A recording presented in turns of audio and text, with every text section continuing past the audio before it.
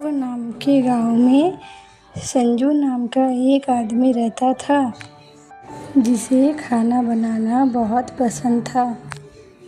साथ ही वो बहुत अच्छा खाना बनाता था, लेकिन वो किसी होटल या ढाबे पर काम ना करके सिर्फ अपने खेतों पर काम करता था।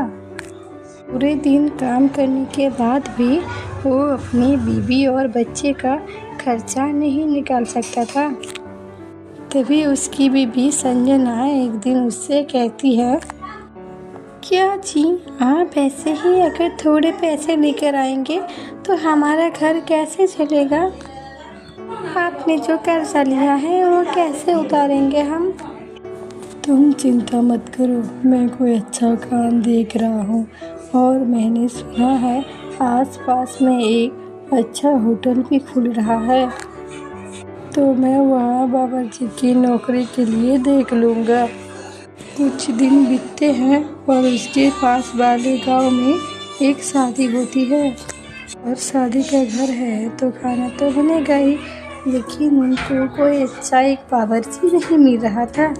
तभी उस घर का मालिक, जिसका नाम सनकू था, वो अपने नौकर से कहता है, सुनो, मुझे एक बावर्ची चाहिए जिसे अच्छा खाना बनाना आता हो। मेरी बेटी का शादी है। अरे साहब, मेरे गांव में एक अच्छा बावर्ची है जिसका नाम संजू है। उसे हर तरह का खाना बनाना आता है और उसका खाने का स्वाद बहुत अच्छा होता है। अच्छा, कौन से होटल में खाना बनाता है? अच्छा, तो मैं उसके हाथ का खाना खा के आऊँगा। नहीं मालिक, वो किसी होटल पर काम नहीं करता, वो अपने सिर्फ खेतों पर काम करता है। क्या तुम अपनी बावर्ची का इतना तारीफ कर रहे हो और वो खेत पर काम करता है? क्या तुम मेरे साथ मजाक तो नहीं कर रहे हो? नहीं मालिक, उसका तो ये मजबूरी है क्योंकि उसे खेत पर काम करना पड़ता है। आप एक बार उसे बुलाइए, उसके हाथ। ठीक है, तुम उसे यहाँ पर लेके आना, मैं उसके हाथ का खाना खा कर देखूँगा, अगर अच्छा लगा तो ठीक है। उसके बाद वो नौकर शाम को संजू के घर आता है और संजू को बोलता है, अरे संजू, मैं तुम्हारे लिए एक अच्छा काम लेकर आया हूँ। अच्छा बिरजू भाई, बताओ। संजू, मैं जहाँ काम करता हूँ ना, वहाँ पर मेरी मालिक की बेटी की शादी है। वहाँ पर तुम्हें खाना बनाना होगा। और मैंने उनसे कहा कि तुम बहुत अच्छे खाना बनाते हो, इसलिए उन्होंने कहा कि मैं उन्हें तुमको देखना होगा, तुम्हारा हाथ का खाना खाकर बताएंगे, इसलिए तुम मेरे साथ चलो। कल सुबह मालिक ने तुम्हें उनके घर बुलाया है। हाँ भैया, मैं तैयार हूँ, तुम्हारा बहुत बहुत शुक्रिया। अगली सुबह बिरजू संजू को लेकर अपने मालिक के घर जाता है। संजू बोलता है, नमस्ते मालिक, मेरा नाम संजू है, मैं एक रसोई हूँ। कल आपकी बेटी की शादी है, तो बताइए कौन कौन सा खाना पकाना होगा। अच्छा, तो तुम्हारा नाम है संजू। बिरजू तुम्हारा बहुत तारीफ कर रहा था। यह तुम्हें कल शाम को 150-200 लोगों का खाना बनाना होगा। बताओ, तुम बना लोगे? वो समझ के बताना। इसमें सोचना क्या साहब, मैं बना लूँगा, बस ये बता दीजिए कि क्या क्या बनाना होगा। देखो, मेरे रिश्तेदार को चिकन कबाब बहुत ज़्यादा पसंद है, इसीलिए वो तो बनाना ही होगा। बाकी चिकन चिल्ली, तंदूरी रोटी, शाही कबाब, छोले भटूरे में रसमलाई और गुलाब जामुन बना देना। खाना स्वादिष्ट होना चाहिए। जी मालिक, उसकी चिंता मत कीजिए, हमें बहुत स्वाद होगा। खाने का सामान मंगवा लीजिएगा, मैं सुबह सुबह आ जाऊँगा। ठीक है, तुम जल्दी आ जाना। बिरजू अपने घर आ जाता है और अपनी बीवी को घर आकर सब बताता है। पर उसकी बीवी बोलती है, जी देखिए, बहुत बड़ा काम मिला है आपको, मैं भी आपके साथ चलूँगी और आपके साथ जाकर आपकी मदद करूँगी। क्या तुम मुझे कल सुबह जल्दी उठा देना, कल हमारे लिए बहुत बड़ा काम है। अगली सुबह दोनों पति पत्नी उठकर सेठ के वहाँ पहुँचते हैं और सेठ उनसे कहता है, अरे वाह संजू, तुम तो वक्त से पहले ही आ गए। और ये शायद तुम्हारी बीबी है? जी मालिक, ये मेरा साथ देगी। तो आप बता दीजिए कि खाना कहाँ पर बनाना है।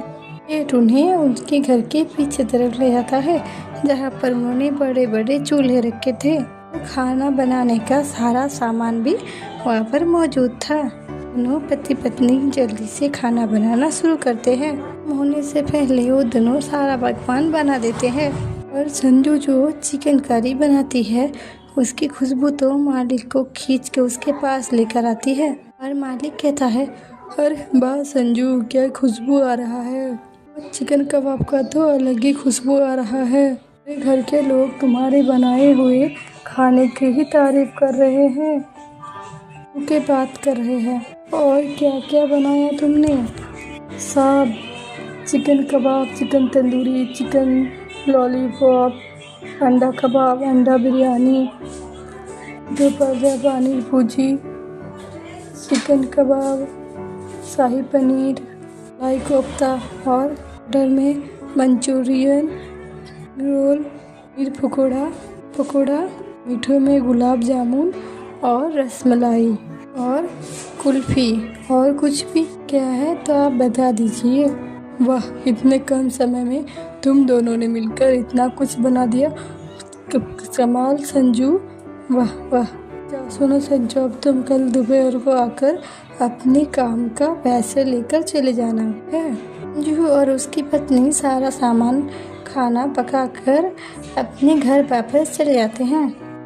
खाने दिन में मेहमानों को उनका हाथ का खाना बहुत ज़्यादा पसंद आता है। उनमें से चिकन कबाब सबको बहुत ज़्यादा ही पसंद आता है। हर कोई बारी बारी आकर सेठ के पास उसकी तारीफ करने लगता है। दिन संजू सेठ के घर जाता है। संजू, आगे तुम, मैं तुम्हारा ही इंतज़ार कर रहा था। स्वादिष्ट खाना बनाते हो तुम।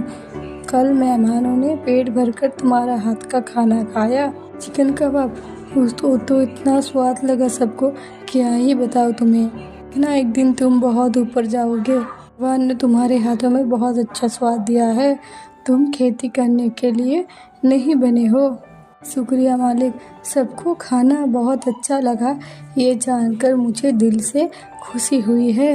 लो बिरजू, लो संजू, पूरे 30,000 मैं चाहता हूँ इससे तुम खुद का काम करो। इस खाने का बनाने का हुनर को तुम बर्बाद मत करो। मालिक, ये पैसे तो बहुत ज़्यादा है, मैं इतने पैसे कैसे ले सकता हूँ आपसे। अरे देखो संजू, ये कुछ ज़्यादा पैसे नहीं है, इससे तुम अपना चिकन कबाब बनाने का काम शुरू करो। तुम कितना आगे जाते हो। मालिक, शुक्रिया, बहुत बहुत शुक्रिया, आप मेरे लिए इतना ज़्यादा कर रहे हैं। ना कहकर संजू अपने घर आता है और अपनी सारी बात अपने बीवी को बताता है। मालिक का दिया हुआ सुझाव भी बताता है, जिस पर की बीवी पूरी तरह सहमत हो जाती है और के घर के बाहर एक चिकन कबाब और चावल का दुकान लगा लेता है। लेकिन एक भी ग्राहक उसके दुकान पर नहीं आता। उसका खूब मजाक बनाया और वक्त गुजरने लगा। वो सबके घरों में खाना मुफ्त देने लगता है। एक आदमी उससे कहता है, अरे संजू, क्या बात है, मालिक यहाँ कैसे आना हुआ? वो भी क्या है ना, मैंने अपना चिकन कबाब का ठेला लगाया था। आज मेरा काम अच्छा चला नहीं। ये चिकन कबाब और चावल बहुत बच गए हैं, इसलिए मैं सबके घरों में दे रहा हूँ। है ना, मैं अन्य का अपमान नहीं कर सकता। अरे वाह बिरजू बेटा, क्या अच्छा बात है, आखिर तुमने अपने खाने का काम शुरू कर ही दिया। हमारा हाथ का स्वाद तो पूरा गांव जानता है। हमने कोई पोस्टर या अपना चिकन कबाब का ठेले का प्रचार किया, जिससे गांव वालों को सभी को पता चले। नहीं, ये काम चालू किया है? नहीं चाचा, फिर ये तो मैं भूल ही गया। पहले ही अपनी एक ठेले के लिए पोस्टर बनवाता हूँ और पूरे गांव में प्रचार भी करवाता हूँ। संजू पूरे गांव में अपने चिकन कबाब और चावल का प्रचार करता है। मात्र 25 रुपया में चिकन कबाब और चावल वो दे रहा था।